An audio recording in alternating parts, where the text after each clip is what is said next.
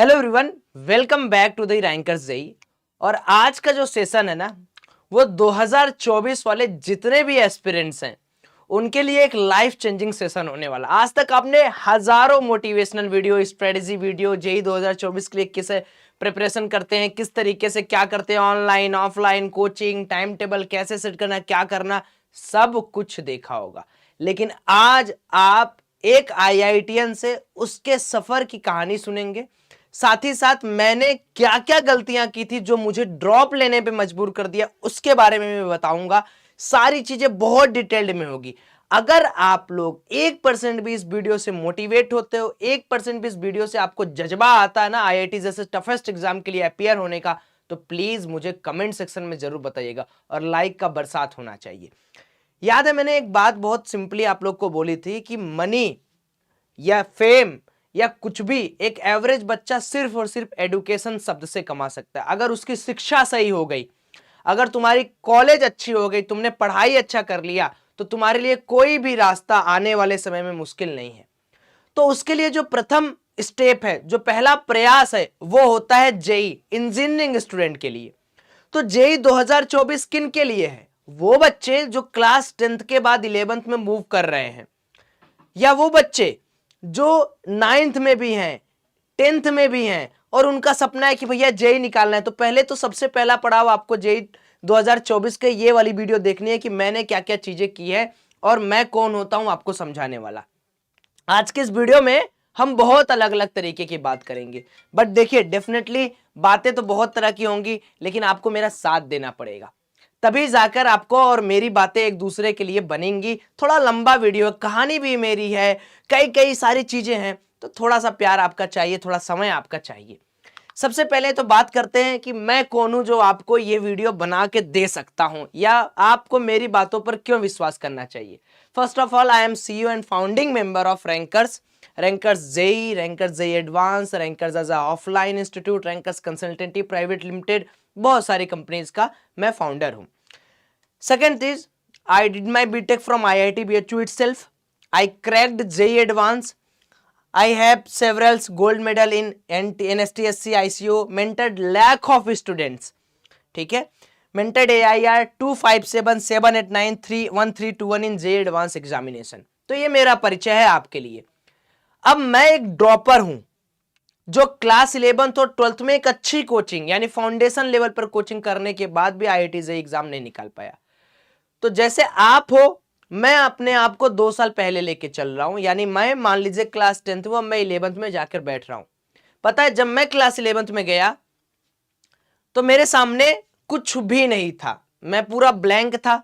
मेरे को बस ये पता था कि यार ये IIT JEE का एग्जाम होता है, इसमें बैठते हैं, लेकिन मुझे ये नहीं पता था कि यहां पर घिसना अभी से स्टार्ट करना है। सच्चाई तो ये कोई जानता नहीं है, सब लोग को लगता है कि 11 12 अच्छे से ऐसे ही मौज मस्ती में बिताने के बाद आईआईटी के लिए 1 साल ड्रॉप कर देंगे, निकल जाएगा। बहुत चुनौतियां हैं। मैं डिमोटिवेट नहीं कर रहा हूं, मैं आपको सतर्क कर रहा हूं। डिमोटिवेशन और सतर्कता में बहुत जमीन आसमान का फर्क है। आप सतर्क हो जाओ ताकि आपकी लाइफ बने। भाई आपकी लाइफ बनेगी, मेरा भी दो भला होगा कि आप मुझे याद करो, किसी कॉलेज में जाओगे जैसे ये बच्चे याद करते हैं, आप भी याद करोगे। तो 11th में जब मैं गया, एक बहुत प्रसिद्ध कोचिंग थी बनारस में ही, मैं ऑफलाइन पढ़ा। क्लास 10th के बाद मेरी भी न्यू इतनी स्ट्रांग नहीं थी, मैथ तो एकदम गोल था। तो मैं भी क्लास 11th में आया, कोचिंग वालों ने 1 महीना 2 महीना लूप में घुमाया, वेक्टर मोल कॉन्सेप्ट में बैचेज भरे, भर भर के बैचेज बनाए, 250-300 बच्चे का बैचेज बना। ठीक है, फ्लो के साथ मैं भी चलता रहा। अल्टीमेटली क्लास 11th में बहुत सारा बैकलॉग आ गया। क्यों? ना प्रॉपर गाइडेंस, ना प्रॉपर मेंटरिंग, ना प्रॉपर डाउट सॉल्यूशंस, ना प्रॉपर रिटेंशन, ना कोई बताने वाला कि बेटा ये नहीं किया, ये कर लो, इसका सॉल्यूशन इधर से कर लो, ना प्रॉपर मेंटरिंग, ना गाइडेंस, बिल्कुल तबाह। क्लास 11th का झोला लेकर 15-20 चैप्टर का बैकलॉग लेकर मैथ गोल करके पहुंचा भैया मैं क्लास 12th में। क्लास 12 आते आते उस समय ऐसा परसेंटेज का कोई भी एक्सक्लूजन नहीं था। पिताजी माताजी का प्रेशर कि बेटा पहले बोर्ड अच्छा कर लेना, मेरा बहाना कि हाँ पहले बोर्ड अच्छा करूंगा फिर जेई निकालूंगा, इसी में समय बीत गया। उधर ट्राइमेस्टर प्रैक्टिकल देने जाना पड़ता था स्कूल, बनारस में एक स्कूल है। तो जब उसी में समय बीत गया तो मैंने भी कहा कि चलो लेकिन पहली बार मैंने जेईई मेन का एग्जाम दिया था, 122 नंबर था। फिजिक्स में अच्छा खासा था, मैथ में 8 नंबर था, 42-45 नंबर के आसपास मेरा केमिस्ट्री में था। एडवांस में घिसते घिसते पता नहीं पास हुआ तक नहीं, याद भी नहीं है। फिर उसके बाद ड्रॉप लिया और उन सारी गलतियों को रेक्टिफाई किया, जो शायद अगर मैं क्लास 11th और 12th में ना करता तो आज मेरी रैंक 4000 ना आके 2000 या 1000 आई होती। इतना मैं कॉन्फिडेंस से आपको बोल सकता हूं। जिस लेवल की मैंने मेहनत की थी ड्रॉप ईयर में, अगर उसका 60% में मैं क्लास 11th और 12th में करता तो शायद आज मैं आपको ये नहीं बोलता कि hi I am Saurabh Maurya from IIT बच्चों, मैं ये बोलता hi I am Saurabh Maurya from IIT Kanpur, Roorkee या आईआईटी बॉम्बे में भी, है ना। कोई बीएससी केमिस्ट्री करता लेकिन बोलता तो आईआईटी बॉम्बे, या मैं नेवल इंजीनियरिंग कर लेता आईआईटी बॉम्बे बोल देता। But apart from this all thing, ये तो रही मेरी कहानी। अब मेरी कहानी के दम पर जो जो मैंने पॉइंट्स निकाले हैं या जो जो मैंने पॉइंट्स बनाए हैं वो मैं आपको शेयर करूंगा। और मुझे ऐसा क्यों लगता है कि आप आईआईटी से निकालेंगे, क्यों? क्योंकि मैं अपने आप को जब तलाशता हूं आप में ना, तो मुझे लगता है कि मेरे जैसा घूमने वाला, दिन भर साइबर कैफे बैठने वाला, कंप्यूटर चलाने वाला, मोबाइल एडिक्टेड, उस समय भैया लोग जितने भी हॉस्टल के नीचे रहते थे मैं उनका मोबाइल टिप टिप करने लगता था, तो आप क्यों नहीं निकाल पाओगे? So my dear friend, congratulation, आप आईआईटी जेईई के लिए ही बने हो। Just you need to follow my words, my step. सबसे पहले ये सारी चीजें हम लोग बाद में करेंगे। आज सबसे पहले हम बात ये करेंगे कि how to start preparing for JEE 2024। तो सबसे पहले अपने दिमाग में कुछ चीजें बहुत ध्यान से समझ लीजिए। जेईई 2024 दो एलिमेंट को मिलाकर बना हुआ है। एक एलिमेंट होता है क्लास 11th और एक एलिमेंट होता है क्लास 12th। जो क्लास 11th है, इस क्लास 11th में पहुंचने वाला बच्चा यहां से आता है, क्लास 10th से आता है। क्लास 10th अगर 10% है तो क्लास 11th 90% है। पढ़ाई के मामले पे, हार्डनेस के मामले में, टफनेस के मामले में, समझने के मामले में, अंडरस्टैंडिंग के मामले में। कुछ बच्चे होते हैं जो 10th में कई सारे पेपर्स देते हैं, कई सारे ओलंपियाड की तैयारी करते हैं, जिसकी वजह से यहां पर उन्हें पहुंचना थोड़ा आसान लगता है। तो सबसे पहले तो आपको यह चीज समझनी है कि क्लास 11th और क्लास 12th को दोनों को आपको पहले ऐसे करके देखना होगा कि अच्छा क्लास 11th क्लास 12th दोनों को बैलेंस करके आईआईटी जेईई 2024 फोड़ा जा सकता है। तो जो सबसे पहला पॉइंट है वो है कि भाई सबसे फर्स्ट चूज ऑनलाइन या ऑफलाइन कोचिंग।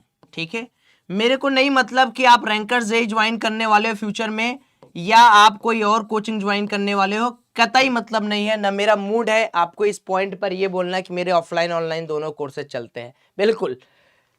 थिंग इज, ये दोनों तभी ज्वाइन करिएगा मेरे भाई, मेरे मित्र, मेरे दोस्त, मेरे शिष्य, जो भी हो, मेरे छोटे भाई, जब आपको यहां पर एक मेंटर मिले। क्योंकि याद रखिए मेरी बात, मेरे फेल होने का कारण ये नहीं था कि मैंने कोचिंग अच्छी नहीं की थी। 1.5 लाख रुपए था फीस 1 साल का। मेरा फेल होने का कारण ये नहीं था कि मेरे पास मॉड्यूल अच्छे नहीं थे, बंसल का कॉपी था मॉड्यूल। मेरे फेल होने का कारण ये था कि मैंने कभी जाना ही नहीं कि राइट स्टेप क्या है प्रिपरेशन का, राइट स्टेप क्या है प्रिपेयर करने का, प्रिपरेशन का राइट स्टेप क्या है, मैंने कभी जाना ही नहीं, समझा ही नहीं, बताया ही नहीं, मुझे महसूस ही नहीं हुआ। तो जब भी आप किसी ऑनलाइन ऑफलाइन को कोचिंग को, आज आपको मैं एक क्लियर बात बता रहा हूं, दुनिया का कोई ऑनलाइन ऑफलाइन कोचिंग खराब नहीं है, कोई टीचर खराब नहीं है, सब अपने अपने पॉइंट से। कोई आपको अगर आपको इलेक्ट्रोस्टैटिक कूलॉम्स लॉ बताऊंगा तो मैं भी वही फॉर्मूला, वही तरीका, वही समझाऊंगा, उतना डेप्थ में जाकर समझाने की कोशिश करूंगा जितने डेप्थ में 10 साल का 15 साल का टीचर आपको समझाएगा। बल्कि 10 साल 15 साल के टीचर थोड़ा ज्यादा फ्लो में निकल जाएंगे। क्यों? क्योंकि उनको लगेगा अरे यार क्या बच्चे तो है, उनको मतलब ही नहीं है। आपके बैचेज में 50 बच्चे हैं, टॉपर छोड़ो हटाओ। तो आपको ऑनलाइन ऑफलाइन कोचिंग ब्रांड को देखकर नहीं चूज करना है कि मुझे ये वाला ब्रांड का 500 करोड़ रुपए का फंड पाया है, इसको चूज कर लेता हूं, या ये वाली कोचिंग है, ये प्रसिद्ध कोचिंग है, इसको ज्वाइन कर लेता हूं, इसके यहां से AIR 10 बार निकलते हैं। कभी ऐसी भूल चूक नहीं भाई, सिंपल सी बात है। आप हो, आपको समझ में चीजें आई, आपसे सवाल बनी, आपको कोई माइक लाल हटा नहीं सकता, चाहे बहुत बड़ा आ जाए छोटा आ जाए। So choose your offline online coaching wisely with a mentor. पहली चीज ये कर लिए। सेकेंड थिंग कि कभी भी आपको जब भी आप कोचिंग में जाना स्टार्ट करें, जब आप कोचिंग में बैठना स्टार्ट करें, never ever hesitate to ask the doubt. मैं अभी डायरेक्ट आपको बड़ी बड़ी बातें बोल देता, लेकिन जो चीजें बेसिक हैं उन्हीं में हम लोग फंसे रहते हैं। आपने पैसा दिया है भाई सब कोचिंग का, आपने 1 लाख, 1.5 लाख, 50,000, 10,000, 5,000, 4,000, 1 साल का, 10 साल का, 20 साल का, मुझे नहीं मतलब, मुझे ये मतलब है कि ये बताइए आपने कोचिंग जिस जिम्मेदारी पे लिया था, आप मेरे को बोल रहे हो कि भाई मेरे को गाड़ी चलाना सिखा दो। मैं कहा ठीक है भाई आओ, 3,000 रुपये तुम्हारा पर मंथ का फीस है, आओ तुम्हें मैं कार चलाना सिखा रहा हूं। अब आप आए और आप पूछ रहे हो भैया इसको क्यों दबाते हो, मैं आपसे बोल रहा हूं नहीं नहीं इसको दबाने से ही गाड़ी भागेगी। आप पूछे क्यों, क्या नाम है इसका, मैं बताऊंगा ही नहीं क्या नाम है, तब तो ये तो आपके साथ चीटिंग हो गई। तो आपको कभी भी, अगर आपने कभी भी ये सोच लिया कि भाई ये डाउट है और आप उसी दिन उसको इग्नोर कर दिए, यकीन मारिए एग्जाम जेई एडवांस आपको अपने यहां से इग्नोर कर देगा। अगर आपने सिर्फ ये पूछा नहीं टीचर से, आपको समझ में नहीं आ रहा पी और गामा क्यों है, क्यों है गामा, क्या क्या रीजन, कहां से आया, उसी दिन आपने अपने दिमाग में वो डाउट अपने सबकॉन्शियस माइंड को बता दिया कि मेरे को कुछ भी अवार्ड कोई बोल देगा, मेरे को चलता है, मेरे को अंडरस्टैंडिंग से मतलब नहीं। उस दिन आप फेलियर की तरफ बढ़ना शुरू कर दिए। देखो ये कोई स्क्रिप्टेड वीडियो नहीं, ये सब मन की वीडियो है, जो मैं 4.5 साल से पढ़ा रहा हूं फिजिक्स, जो मैंने खुद एक्सपीरियंस किया है, जो मैं अपने बच्चों को बताता हूं। मैं कोई भी लेक्चर पढ़ाता हूं, मुझे ये फील होता है कि हाँ ये चीज वो मैं आपको बता रहा हूं। डाउट रखना सबसे बड़ा गुनाह है, डाउट नहीं रखना है। तीसरी चीज यह है कि लीनियर ग्रोथ करना है आपको। लीनियर ग्रोथ का मतलब नो शॉर्टकट, नो जल्दीबाजी, नो एग्रेसिव पढ़ाई, नो फियर पढ़ाई, नो जिम्मेदारी पढ़ाई, नो दिखावा पढ़ाई। अब इन सब का मतलब समझिए, ये सब आप लोग मुझसे बहुत अच्छी तरीके से जान रहे हैं। जैसे सपोज करिए आपके पिताजी ने बोला बेटा मेरे पास इतना पैसा था, मैंने लोन लेके आपको पढ़ाना स्टार्ट कर दिया, आप जिम्मेदारी से पढ़ना स्टार्ट करें, रिस्पॉन्सिबिलिटी आपके आगे, आप मन से नहीं पढ़ रहे हो। शॉर्टकट नहीं खोजना है कि अरे यार ये मेरा को प्रॉब्लम नहीं आया, मैं इसका सोल्यूशन देख लेता हूं। 2 साल है आपके पास आपकी जिंदगी के लिए, जहां तुमने एक अटेम्प्ट में सोल्यूशन देखना स्टार्ट किया, 2 3 4 अटेम्प्ट लिया नहीं आया, चलो किताब खोला, टीचर से पूछा नहीं समझ में, सोल्यूशन देख लो, कोई पाप नहीं है। पहले अटेम्प्ट में ही सोल्यूशन देखने लगे, सबसे बड़ा पाप। नहीं करना है 2 साल में, बिल्कुल नहीं करना है, भले 10 दिन लग जाए, रखे रहेंगे दिमाग में, करते रहेंगे, उसको तोड़ते रहेंगे, देखते हैं एक ना एक दिन आएगा।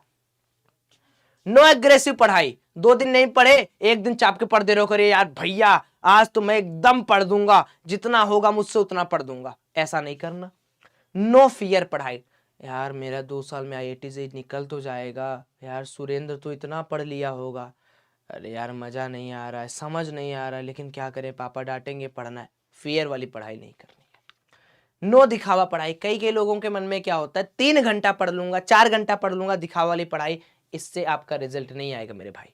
आप मेरी बात समझ रहे हो, अगर 2 साल देना हो तो ढंग से दो, नहीं तो मत दो, क्योंकि उसके बाद लाइफ में कुछ नहीं रह जाएगा। प्राइवेट कॉलेज ज्वाइन करोगे, मजा भी खराब हो जाएगा, जिंदगी भी खराब हो जाएगा। उससे बढ़िया कुछ अभी से ही पार्ट टाइम फुल टाइम कुछ फ्रीलांसिंग व्रीलांसिंग देखो, बहुत मजा आएगा उसमें, ठीक है। लीनियर ग्रोथ क्या होता है, आज मैंने जो पढ़ा कल भी इस तरीके से आपको पढ़ना है। एक्सपोनेंशियल ग्रोथ आपको नहीं करना है, एक्सपोनेंशियल ग्रोथ करने के लिए बहुत टाइम है, अभी नहीं। एक्सपोनेंशियल ग्रोथ करने वाले एक्सपोनेंट में बदल जाते हैं, उनको नहीं करना है। अगेन उसके बाद नेवर कंपेयर योरसेल्फ।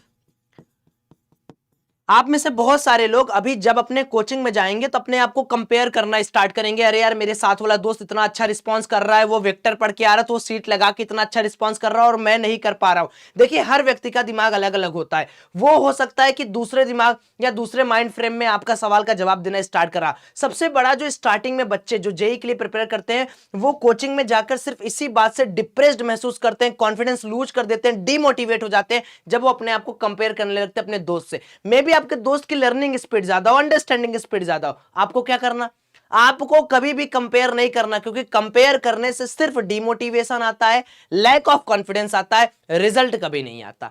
तो कंपेयर अपने आप को नहीं करना है किसी भी हाल में।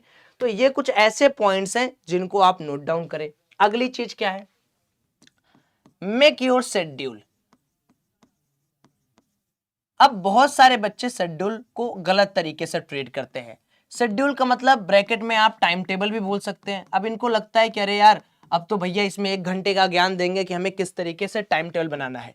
मेरे दोस्त, मेरी जिंदगी में मैंने अगर थोड़ा अच्छे तरीके से काम किया होता ना, अगर थोड़ा सा मैं अपने आप को थोड़ा बैलेंस्ड करके काम करता ना, तो शायद मैं अपने आप को और भाग्यशाली महसूस करता। मेरी लाइफ में एक ये भी चीज बहुत कमी थी कि मैंने अपने आप को ना कभी हैबिचुअल नहीं किया, किसी चीज के ऊपर बाउंड नहीं किया, कभी कोई रिस्ट्रिक्शंस नहीं दिए। टाइम टेबल 2 तरीके का होता है मेरे दोस्त, लॉन्ग टर्म और शॉर्ट टर्म, दोनों में बहुत अंतर होता है भाई। देखिएगा ध्यान से, आपके दिमाग में क्या क्या चलता है। अभी आप बच्चे हो, अभी आप क्लास 11th में गए हो, you don't need to study for 10 hour, ना ना ना, कभी नहीं। 10 घंटे नहीं पढ़ना है, 4 घंटे नहीं पढ़ना है, भैया कितना पढ़ना है, एवरेज 6 घंटे पर डे। अच्छा, ये जो 6 घंटे आप भैया बता रहे हो, ये 6 घंटे क्या है? क्या ये सेल्फ स्टडी है? क्या ये कोचिंग प्लस सेल्फ स्टडी है? क्या ये online coaching plus self study है? ये सबसे बड़ा डाउट है मेरे डियर, सुनिएगा, ये सिर्फ और सिर्फ सेल्फ स्टडी है। आपको जो टाइम टेबल बनाना है वो क्या बनाना है? वो पर्सनल टाइम टेबल बनाना है। पर्सनल इन द मीन्स कि भाई मेरा मान लो सुबह 9 से 2 PM तक ऑनलाइन कोचिंग हो गया, ठीक है, और मान लेते हैं कि 2 से 4 मेरा रेस्ट हो गया, उसके बाद 4 से 6 मान लीजिए मेरा कुछ जो भी स्कूल का वर्क है वो हो गया, या स्कूल नहीं जाते हो तो जो भी आपका मान लेते हैं कुछ तो काम आपका होगा एक्स्ट्रा, आपका जो भी है। उसके बाद जो आपका 7 to 12 या 1 AM तक बनेगा schedule, that will be self study schedule. और देखिए, कोचिंग और स्कूल वाले तो आपको खुद का शेड्यूल देते ही हैं कि भाई मेरी क्लास इतने बजे चलेगी। जैसे अगर आप मेरे किसी भी ऑनलाइन बैच में रहोगे तो मैं तो आपको अपना शेड्यूल दे दूंगा, लेकिन आप मेरे को ये बताओ क्या आप मेरे बाद मेहनत कर रहे हो? टीचर के साथ मेहनत करने को मेहनत नहीं कहते, टीचर के साथ प्रॉब्लम लगाने को प्रॉब्लम नहीं कहते। हमारे साथ क्या होता था, मैं आपको अपनी कहानी समझाता हूं थोड़ा। देखिए सिंपल सी बात है, मैं 9 AM पर कोचिंग जाता था, 9 से 3 मेरी कोचिंग चलती थी, 3 बजे आता था, खाता होता था, 5 बज जाता था, 5 बजे मैं जाता था चाय पीने, 6 बजा देता था, 6 बजने के बाद आता था, किताबें खोजता था, नई नई किताबें खोजता था, या किसी हॉस्टल में किसी भैया के साथ घूम लिया, चला गया, ऐसे बजते बजते 8 बज गया। 8 बजे के बाद फिर 9 PM पर मैं खाना खाया। हाँ, 9 PM खाना खाने के बाद आया, थोड़ा बहुत वही जो कोचिंग की DPP मिली उसको देखा, देखने के बाद 11-12 आते आते सो गया। अब सोचिए, इसमें क्या आपको लग रहा है कि IIT JEE कभी निकलेगा? इसमें बोर्ड भी ना ढंग से क्लियर हो। यही होता कि 3 से 5 मैंने रेस्ट किया। रेस्ट बहुत जरूरी है, सोना बहुत जरूरी है, 6 घंटे 7 घंटे सो, मैं मना नहीं कर रहा हूं। 5 बजे से लेकर अगर मैं 11 या 12 बजे तक सीरियसली पढ़ता, सीरियस होकर अगर मैं पढ़ता, तो शायद मुझे ड्रॉप लेने की मजबूरी नहीं होती। और ड्रॉप में आपको अगर ऐसा लग रहा हो कि भैया ड्रॉप में तो मजा है, तो बाबू मैं बता दूं कि मजा कुछ नहीं है, ऊपर से सजा है, प्रेशर है। वो तो अच्छा था नसीब, मैं निकाल लिया। भगवान न करे 2 साल बाद कुछ और हो जाए, कुछ और क्रिटिकल पेपर हो जाए, कुछ और क्रिटिकल बाउंडेशंस हो जाए। So always prepare for best in initial terms, बाद का किसी ने देखा नहीं है। सो मैंने क्या आपको बोला, टाइम टेबल आपको बनाना पड़ेगा, हैबिट डालिए ना। अगर आपका हैबिट, देखो 10th तक लोग पढ़ते बहुत कम है, हैबिट डालिए। एक दिन में नहीं आ रहा हैबिट, कोई बात नहीं, आई एक्सेप्ट दिस फैक्ट कि एक दिन में भैया हैबिट नहीं बन पा रही है, कोई बात नहीं मेरे भाई। चलो तुम्हारी हैबिट एक दिन में, 10 दिन में बनाओ, 15 दिन में बनाओ, 20 दिन में बनाओ। एक दिन में 4 घंटे पढ़ो, फिर 5 घंटे, फिर 6 घंटे पढ़ो। एंड तुम अभी अपने आप को जो शेप में देना चाहते हो उस शेप में दे सकते हो, बिकॉज यू आर रॉ, तुम कच्चे हो। तुमको फिजिक्स से भी प्यार हो जाएगा, केमिस्ट्री से भी, मैथ से भी। Just give time to subject, give time and respect to subject. प्यार दोगे, प्यार मिलेगा इन टर्म्स ऑफ मार्क्स। मेरी गलती, मैथ मेरे को क्लास 10 तक नहीं आया, टीचर्स अच्छे नहीं थे, कुछ मेरी गलतियां थी, मेरे को मजा नहीं आया, शुरुआत में फाउंडेशन अच्छा नहीं था। बट अगर मैं चाहता, अगर मैं मैथ को टाइम देता तो मेरी मैथ अच्छी हो जाती। मैंने मैथ को, अगर मैं 2 साल में बात करूं, 365 दिन का 1 साल, मैंने कम से कम 30 दिन 40 दिन मैथ उठाए होंगे, इस कदर मेरे को नफरत थी। वो मेरा गलत पॉइंट है, वो चीज आपको नहीं करना है। You have to balance physics chemistry math, क्योंकि you are a JEE aspirant. ठीक है, आपको इन तीनों में बराबरी का मुकाबला करना है और तीनों को प्यार दीजिए, तीनों को समय दीजिए। कोई भी ऐसी चीज नहीं है जो ना समझ में आए। ठीक है, आपको तीनों में टाइम देना है। Give sufficient time to physics chemistry and math. ठीक है, ये तो बात रह गई छोटी छोटी मोटी मोटी बातें कि किस तरीके से आपको पहले वार्म अप होना है। अब हम लोग थोड़ी सी बात करेंगे कि आप क्लास 10 से आ रहे हो। ठीक है, क्लास 10 से आ रहे हो, अब आपको किस तरीके से काम करना है। तो देखिए, अगर आप क्लास 10 से आ रहे हो तो आपको 3 सब्जेक्ट यहां मिलेंगे। The first one is physics, the second one is chemistry and the third one is math. अब मैं आपको ओवरव्यू देता हूं कि किस तरीके से किस सब्जेक्ट में काम करना है और कैसे करना है। बाद में मैं किताबें उताबें टेस्ट वोस्ट के बारे में सब बताऊंगा, डिटेल्ड वीडियो है। सो वीडियो के स्टार्ट होने से पहले ही मैंने आपसे समय इसीलिए मांगा था कि आप मुझे समय दीजिए। देखिए, असंभव को संभव बनाने की एक कहानी बताता हूं, या बहुत लंबी कहानी हो जाएगी, तो एक समझिए, सिंपल सी बात समझ लीजिएगा कि बहुत सारे ऐसी कहानियां हैं यार, जिसको आप देखोगे तो आपको समझ में आ जाएगा कि एक्चुअल में लाइफ में जिन्होंने स्ट्रगल किया ना, जिन्होंने फाइट किया, जिनके अंदर स्पिरिट आ जाती है ना, वो कमाल करते हैं। आपके अभी आप लोग जो मेरी वीडियो देख रहे हैं, आपके दिमाग में 50 प्रश्न चल रहा होगा कि भैया इस तरीके से करें, ऐसे करें, वैसे करें।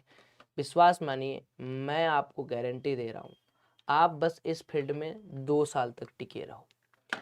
आप पढ़ो, जो स्ट्रेटजी दे रहा हूँ फॉलो करो, मेहनत करो, होमवर्क जो डीपीपी या स्टडी मटेरियल मिल रही है उसको ईमानदारी से लगाओ। आपका सिलेक्शन कोई नहीं रोक सकता, आपको भले ए भी ना आता हो अभी के रूप में। अगर आपको ए फॉर एप्पल अभी भी नहीं आता, तब भी आप 2 साल की इस प्रिपरेशन में सब कुछ सीख जाओगे। ये है रियलिटी, और यही लोग को समझने में 2 साल लग जाता है। और 2 साल के बाद ना समय बचता है, ना मेंटली आप प्रिपेयर हो पाते हैं कि आपको जेई निकालना है। So this is the secret, आपको समझना पड़ेगा। फिजिक्स को किस तरीके से समझे? देखिए, physics is all about visualisation.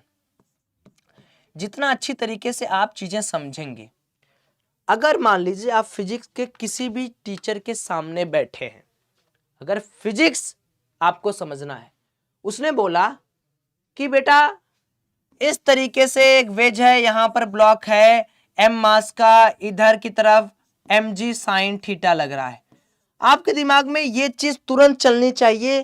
क्यों ब्लॉक नीचे जा रहा है? क्यों फ्रिक्शन ऊपर की तरफ लग रहा है? क्या रीजन है? क्या रीजन है? क्यों mg साइन थीटा इधर किया जा रहा है? क्यों कंपोनेंट ब्रेक डाउन किया जा रहा है? ये बीडी कैसे बनाते हैं? अगर आप कभी भी रटने की कोशिश करोगे, फिजिक्स जैसे सब्जेक्ट को फॉर्मूला रटने की कोशिश करोगे, तो डेफिनेटली आप इससे मोहब्बत लूज करोगे। इसका मतलब आप मार्क्स लूज करोगे, इंटरेस्ट लूज करोगे, अल्टीमेटली आप फेलियर की तरफ बढ़ोगे। तो क्या करना है भैया? इसमें अपना इंटरेस्ट डेवलप करना है। और इंटरेस्ट कैसे डेवलप होगा भैया? इंटरेस्ट डेवलप होगा सिर्फ मेरी एक बात मानने से। Please understand the chapter. पहले आपको किससे स्टार्ट करना है? आपको बेसिक मैथ आपको बहुत अच्छी तरीके से पढ़ना है, वेक्टर बहुत अच्छी तरीके से पढ़ना है, एंड देन एनएलएम के अंदर और काइनेमेटिक्स के अंदर काफी समय बिताना है, तब जाके आपको चीजें समझ में आएंगी। आपको सबसे पहला पड़ाव क्या है? जब भी कोई टीचर थ्योरी पढ़ाए, उस थ्योरी को पूरा इंडल्ज करिए। क्या बोलना चाह रहा है टीचर? फ्रिक्शन का definition, why this is relative stopping motion की रिलेटिव मोशन को क्यों स्टॉप करें? यहां मोशन क्यों नहीं बोला, रिलेटिव शब्द क्यों यूज किया, यहां कांस्टेंट क्यों बोला, यूनिफॉर्म क्यों बोला, यहां पर ऐसे शब्द इसने क्यों इस्तेमाल किया, टीचर ने ऐसा क्या बात बोला? ये जिस दिन आपने फिजिक्स में समझना शुरू कर दिया, उस दिन मानिए, विश्वास मानिए, आपको मानना पड़ेगा, आपको फिजिक्स एकदम आराम से आने लगेगी। शुरुआत में अगर आप अपने आप से ये सवाल करने लगे, यार तो बहुत हार्ड है, इसमें तो पता नहीं गोल गोल गाड़ी घूम जा रहा है, सेंट्रीफ्यूगल आ जा रहा है, कहीं कांस्टेंट बोल रहे हैं, कहीं यूनिफॉर्म बोल रहे हैं, कहीं बोल रहे हैं कि मोशन 1D है 2D है, कहीं बोल रहे हैं किस तरीके से काम करना है, आपका चक्का खराब। और फिर आप जितना एक बार अगर आपने एब्जॉर्व कर लिया, फिर आप लाइफ लॉन्ग उसको एंजॉय करेंगे, नहीं किया तो लाइफ लॉन्ग आप उससे ना भागेंगे, दूर भागेंगे। So please be aware. दूसरा, थ्योरी करने के बाद आपको इसी की अंडरस्टैंडिंग डेवलप करनी है, दिमाग से अपने पूछना है क्या है किस तरीके से। एंड थ्योरी के बाद आपको इसके फॉर्मूले, जो भी फॉर्मूला है उस फॉर्मूले का मीनिंग क्या है। Why we use v is equal to u plus 80 only when a is a constant. क्यों? क्यों रेडियस ऑफ कर्वेचर के दो फॉर्मूले हैं, क्यों दो एक्सेलरेशन है, क्यों सेंट्रीपिटल नॉर्मल टेंजेंशियल बोला जाता है, क्यों? क्यों फ्रिक्शन फ्रिक्शन की तरह नहीं ट्रीट होता, क्यों फ्रिक्शन अपोजिट लग रहा है? आपको समझना है, आपको अपने आप से पूछना है, बातें करनी है, अंडरस्टैंड करना है, थ्योरी समझना है, फॉर्मूला नोट करना है, फॉर्मूले के अंदर क्या है, इसका शब्द क्या है, इसको कब यूज करना है, फॉर्मूला कहां से आ रहा है। उसके बाद आपको क्या करना है, जो भी आपके पास किताबें हैं, डीपीपी है या कोचिंग का मटेरियल है या बुक्स है, इनको आपको सॉल्व करना है, एग्जाम्पल सॉल्व कर करके आपको बेसिक अंडरस्टैंडिंग डेवलप करानी है। ये चीज आपको याद रखना है, ये चीज आपको याद रखना है। किसी भी हाल में आपका सिलेक्शन कोई नहीं रोक सकता। पहले अपने आप अगर आपको ऐसा लगने लगे कि फिजिक्स हार्ड है, नहीं समझ में आ रहा है, मोहब्बत लूज हो रही है, मेरी बात को याद रखिएगा, फिर से समय दीजिए, फिर से बैठिए टेबल पे, फिर से उसको समझने की कोशिश करिए, कम से कम 3 महीने 4 महीने फाइट करिएगा, सब समझ में आने लगेगा। केमिस्ट्री की बात करते हैं। केमिस्ट्री एक बहुत स्कोरिंग और बहुत लाजवाब सब्जेक्ट है। अगर आप कोटा फैक्ट्री देखे होंगे तो उसकी बात को ना मान के मेरी बात मानिएगा। भले एक्सेप्शनल है, इनऑर्गेनिक में एक्सेप्शंस हैं बहुत सारे, बट बहुत लाजवाब स्कोरिंग है। इसके लिए सिंपली आपको क्या करना होगा, आपको मेरी बात मानिए, आप टीचर्स के द्वारा पढ़ाए गए पूरे कंटेंट को प्लस एनसीईआरटी को पूरा समझ लीजिए, पूरा बढ़िया से समझ लीजिए, बढ़िया से इसके नोट्स बनाइए, बहुत ही अच्छी तरीके से इनके बुक्स को प्रैक्टिस करिए, इनके पीवाईक्यूज को प्रैक्टिस करिए, इनके डीपीपीज को लगाइए। बस केमिस्ट्री के अंदर अगर आपको आपकी मेमोरी अच्छी थोड़ी हो गई, रिटेंशन आपने बना लिया, हर दिन कोशिश करिए कि इनऑर्गेनिक केमिस्ट्री आपको सुबह उठकर डेली आप कम से कम रीड करिए, डेली आप इनऑर्गेनिक केमिस्ट्री रीड करिए, भले ही क्लास में पढ़ाया जाए नहीं, आपको धीरे धीरे चीज समझ में आएंगी। अब भाई आपसे बोलूं ऑक्सीजन क्या है, आपको थोड़ी पूछना मुझसे भाई ऑक्सीजन क्या होता है, सल्फर क्या होता है, नाइट्रोजन क्या होता है। सो केमिस्ट्री एक स्कोरिंग है। अब केमिस्ट्री के अंदर जो सबसे बड़ा बवाल कटता है बच्चों को, कटता है ऑर्गेनिक में। क्यों? क्योंकि ऑर्गेनिक आते आते आते आते ना क्लास में जो टीचर होते हैं या ऑफलाइन ऑनलाइन कोचिंग में जो टीचर ऑर्गेनिक को लगते हैं भगाने, यहीं पे बच्चे हो जाते हैं कमजोर। आप ऑर्गेनिक में जीओसी अच्छे से करिए, टाइम देके 1 महीने कम से कम, फिर आप धीरे धीरे समझेंगे कि रिएक्शन मैकेनिज्म क्या होता है, रिएक्शन रिएजेंट्स क्या होते हैं, क्यों चीजें प्रोसेस में आती, तब आपको ना क्लास 12th में जो ये नेम रिएक्शन लोग याद करते हैं 30 दिन में ना, आपको याद नहीं करना, आपको समझ में आएगा कि इसका इंटरमीडिएट क्या है। कभी भी याद रखिए, सिर्फ एनसीईआरटी पढ़ के मत जाइएगा, एनसीईआरटी के साथ एक साइड बुक मैं बाद में आपको बता भी दूंगा कौन सी, एम एच चौहान की ले लीजिएगा, ओपी टंडन साहब की ले लीजिएगा।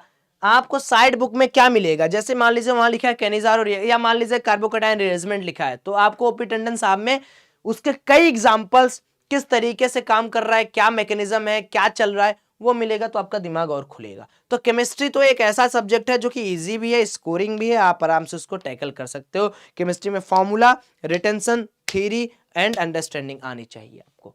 Mathematics all about practice. अगर मैंने प्रैक्टिस की होती तो शायद मेरी भी मैथ तेज होती। प्रैक्टिस के साथ साथ इसके अंदर कई सारी चीजें हैं, जैसे इसके अंदर बहुत सारे टेक्निक्स होते हैं, उन टेक्निक्स को आप किस तरीके से पा सकते हो, उन टेक्निक्स को आप बार बार प्रॉब्लम सॉल्व करने से, आपके जो रिस्पेक्टिव टीचर हैं उनसे आपको बात करने के, आपके जो मेंटर हैं उनसे बात करके, आपके जो बुक्स हैं, आपकी जो डीपीपीज हैं उनको लगाते जाइए। मैथ में एक फॉर्मूले के पीछे 10 प्रॉब्लम लगाइए, 15 प्रॉब्लम लगाइए, 20 प्रॉब्लम लगाइए, मॉड के ऊपर कितने प्रॉब्लम्स होते हैं, लॉगरिथमिक के ऊपर कितने प्रॉब्लम्स होते हैं, अलग अलग तरीके, अलग अलग चैप्टर्स के कितने सारे प्रॉब्लम्स हैं। तो मैथ फ्लो के साथ निकालिए। प्रैक्टिस करिए, छोड़िए मत। हर एक एक टॉपिक, हर एक एक पार्ट, हर एक एक चीजों पर आपको इस तरीके से काम करना ही करना होगा, चाहे जिस तरीके से। हमेशा याद रखिए इन तीनों का एक तोड़ है, ये तीनों का एक सबसे बड़ा तोड़ है, वो है क्लियर योर बेसिक्स। अगर बेसिक्स नहीं क्लियर रहेंगे मेरे दोस्त, आप लटकोगे ही लटकोगे।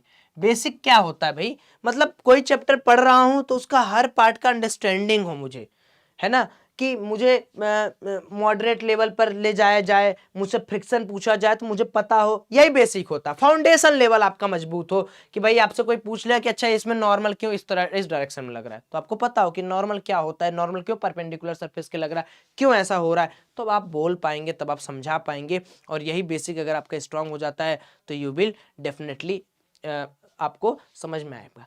अब अगला जो टॉपिक है वो काफी इंपॉर्टेंट है, दिमाग पर जोर। ये बहुत अच्छा है, सुनना ध्यान से। अब जैसे आपकी लाइफ में 2 साल है, यानी यू हैव 2 ईयर, आपके पास 2 साल है। इस 2 ईयर में अगर आपको बॉडी बनानी होगी तो आप क्या करोगे? आप एक जिम ज्वाइन करोगे, है ना, आप डंबल मारोगे, वहां जाके एक्सरसाइज करोगे, ठीक है, विथ अ रूटीन। रूटीन क्या, कभी लेग डे है, कभी मसल डे है, कभी बाइसेप डे है, कभी ट्राइसेप डे है, जो भी है। अगर आपको माइंड को शार्प करना है तो माइंड को आप किस तरीके से शार्प करेंगे? यहीं पर बहुत सारे बच्चे आके फंस जाते हैं। 2 साल में ऐसा क्या करूं भैया कि मेरा दिमाग एक्स्ट्रा सोचने पे मजबूर हो जाए, एडवांस लेवल तक, ओलंपियाड लेवल तक। कैसे सोचने पे मजबूर होगा? क्या करोगे? यस, आपको जब भी पढ़ाई कर रहे हो, 2 साल आपके पास है, आपको कुछ इस तरीके से प्रॉब्लम्स को करना है कि thinking other ways to solve problem. अब ये क्या है भैया? ये चीज है कि जैसे मान लो कोई आपको प्रॉब्लम मिला, अब आपने एक मेथड से उसको समझ लिया, अब आप उसमें अपने आप से पूछिए, अच्छा यार अगर मान लो ये प्रॉब्लम है, इसको सौरभ भैया ने बोला कि अच्छा इसे ऐसे ऐसे कर दो, अब मैं ऐसा करता हूं, मेरा एक्स वाई तो एक्सिस ये है, क्यों ना मैं इसको इतना कंपोनेंट तोड़ रहा हूं, क्यों ना मैं इसी को इस वाले एक्सिस में फिट कर दूं, यानी ये वाई एक्सिस मेरा हो जाए और ये एक्स एक्सिस हो जाए। अच्छा ये भी चल रहा है, ये भी चल रहा है, इस पे बैठ के देख लूं, इससे बाहर जमीन पे बैठ के देख लूं, देखता हूं क्या आता है। अच्छा मान लो इस प्रॉब्लम को इस तरीके से ये दे देता कि आधा दूर फ्रिक्शन है, आधा दूर नहीं है, फिर ब्लॉक रख देता, तब क्या करता मैं यार? तब तो सोचना पड़ जाएगा। इस तरीके से अपने आप से सवाल करिए, हैबिट डालिए, अपने दिमाग को डेवलप करिए। सेम चीज केमिस्ट्री, सेम चीज मैथ, सेम चीज फिजिक्स में।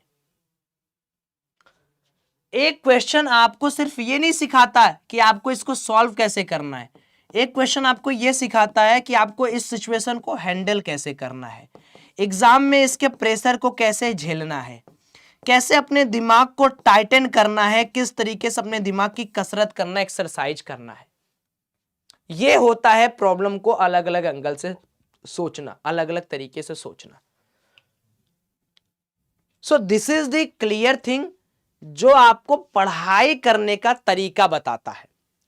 अब ये तो रूटीन आपका हो गया कब से कब तक का। This routine is applicable from Monday to Saturday. Monday to Saturday आपने मेरी बातों को बहुत अच्छी तरीके से किया। Now one more important thing जहां पर हम सभी 11th और 12th वाले बच्चों को ध्यान से देखना पड़ेगा, that is revision and test. Revision plus mock test. अब जो भी आपकी कोचिंग होगी, अगर आप रैंकर्स का क्लास 11th या क्लास 12th का ऑफलाइन या ऑनलाइन कोई भी जगह आते हो, हमारा करिकुलम क्या होता है, हम सोमवार से शनिवार आपको पढ़ाते हैं, संडे को हम दोपहर को टेस्ट लेते हैं।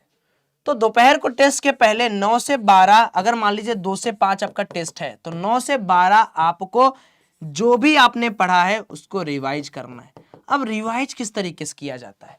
रिवाइज करने के कई तरीके, जैसे आपने खुद के नोट्स बनाए तो आप उसको रिवाइज कर लिए, आपने एक प्रॉब्लम बुकलेट बनाया, मैं ड्रॉप ईयर में एक प्रॉब्लम बुकलेट बनाता था, हर सब्जेक्ट, जैसे मान लो न्यूटन्स लॉज ऑफ मोशन मैंने किया, उसमें से मैं 10 सवाल छांटता था, उसको अपने प्रॉब्लम बुक पे लिखता था 20 सोल्यूशन, ताकि जब मैं रिवाइज करूंगा ना तो वो प्रॉब्लम ही मेरे को ऐसा ऐसा चीज सिखा देगा कि मेरे को समझ में आ जाएगा, अच्छा ये वाले प्रॉब्लम में ऐसी गलती थी, ये वाले प्रॉब्लम में ये फॉर्मूला लगा था।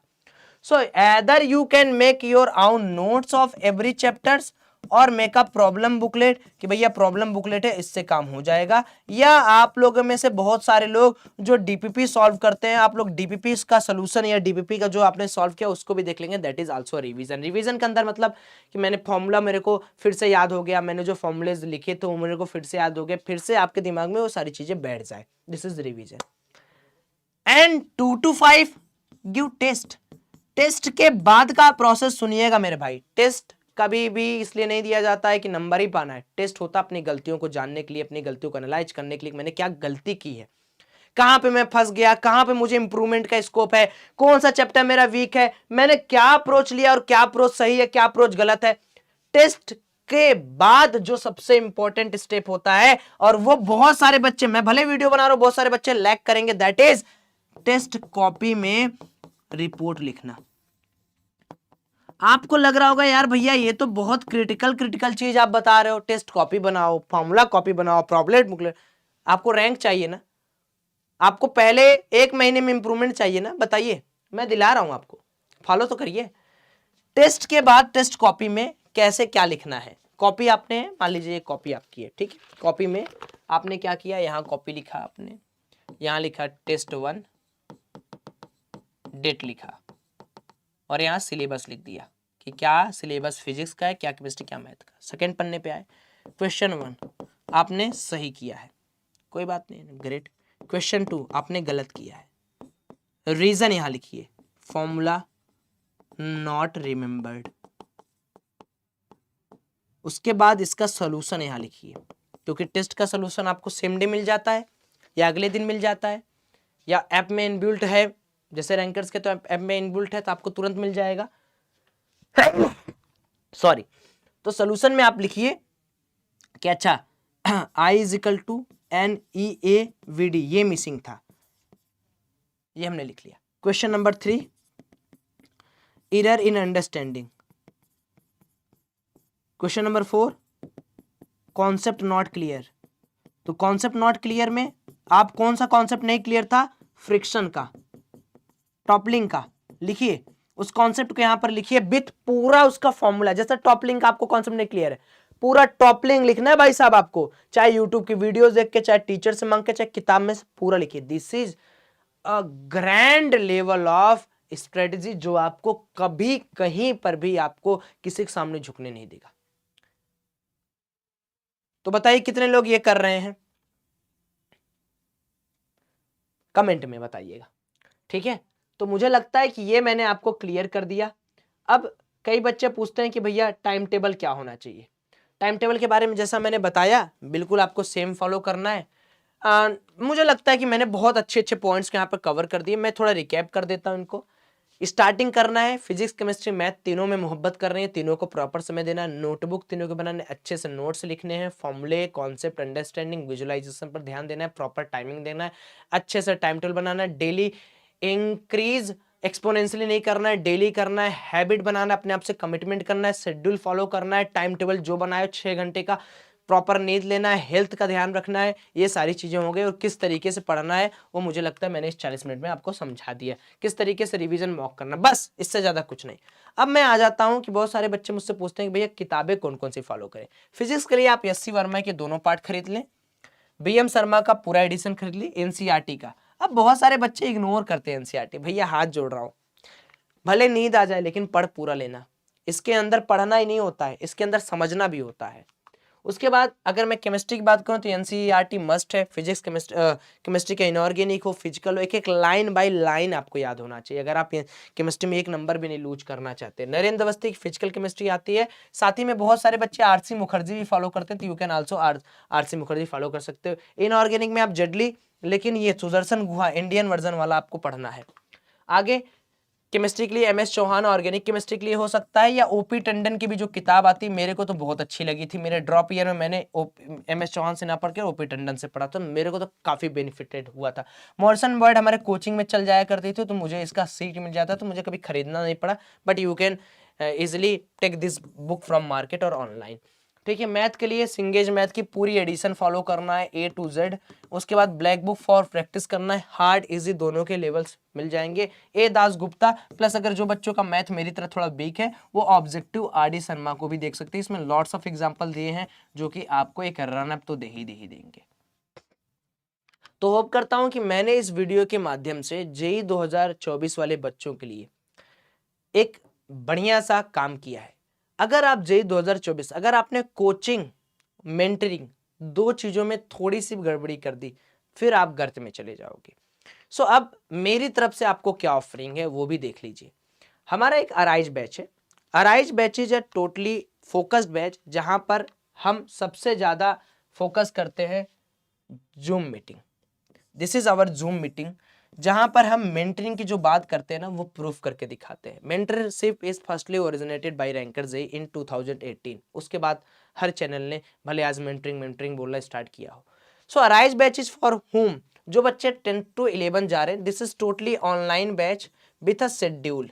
ठीक है, ये आपका स्टार्ट हो रहा है, अलग अलग बैचेज के अलग अलग टाइम है। अगर मान लीजिए आप ये वीडियो 1 महीने बाद देख रहे हैं तो please checkout the link in the description box, आपको मिल जाएगा कि आपका ये बैच कब से, फर्स्ट बैच कब, इसका सेकंड बैच क्या होता है। इसमें इसमें आपको एक शेड्यूल मिलता है। उस शेड्यूल वाइज से आपको रिकॉर्डेड लेक्चर्स डलते हैं। जैसे आज मान लीजिए 8 तारीख है, 8 जून है, तो आपका फिजिक्स 9 से 12, फिर यहाँ, तो एक शेड्यूल के हिसाब से फिजिक्स केमिस्ट्री मैथ डल गया। फिर शाम को आपको इसकी DPP डलती है और उसी दिन आपका सेशन होता है उस DPP का डिस्कशन का। सो लाइव प्लस रिकॉर्डिंग का एक कितना सुंदर कॉम्बिनेशन है कि आप सेम डे अपने टीचर से पूछ रहे हो डाउट, अरे सर मेरे को ना आज ये वाला चीज जो आपने क्लास में पढ़ाया था ना डॉपलर इफेक्ट वो समझ नहीं आया और सीट का 5वां क्वेश्चन। तो ये वाला जो मेथोलॉजी है वो अभी तक किसी का ऑनलाइन कोचिंग में नहीं होगा। So arise batch is only for, और सारी टीम जो है आपको IITN की मिल रही है। यहाँ पर फिजिक्स के सर आयुष सर हुए, AD सर हुए, सूरज सर हुए, सारे टीचर्स आपको बाहर के ही मिल रहे हैं, कोटा के ही मिल रहे हैं। Doubt removal classes extra Sunday को हो रही हैं। जब संडे को आपका टेस्ट होता है तो उस दिन आपकी एक जूम मेंटरिंग होती है।